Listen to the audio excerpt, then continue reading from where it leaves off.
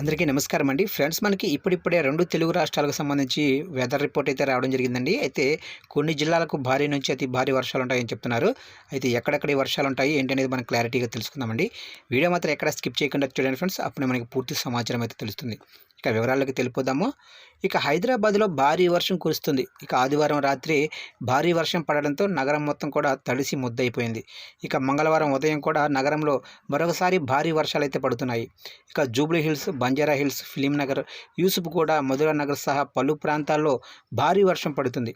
ఇక ఈ నేపథ్యంలో హైదరాబాద్ వాతావరణ కేంద్రం మరో సూచన చేసింది.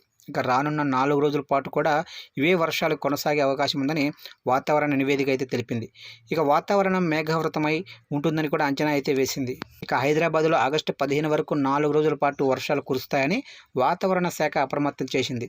ఇక గురువారం వరకు నగరంలో వానలు పడతాయని, ప్రధానంగా వాతావరణం మేఘావృతమై ఉంటుందని పేర్కొంది. తెలంగాణ వ్యాప్తంగా వర్షాలు పడతాయని కూడా చెప్పింది వాతావరణ కేంద్రం.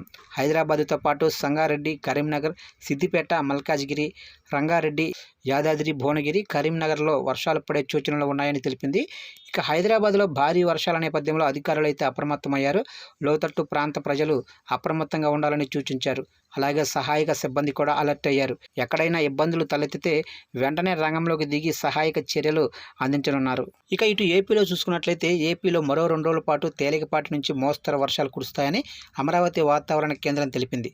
ఇక ఉరుములు, మెరుపులతో కూడిన వర్షంతో పాటు గంటకు 30 నుంచి 40 కిలోమీటర్ల వేగంతో ఈదురు గాలులు కూడా వీస్తాయని పేర్కొంది.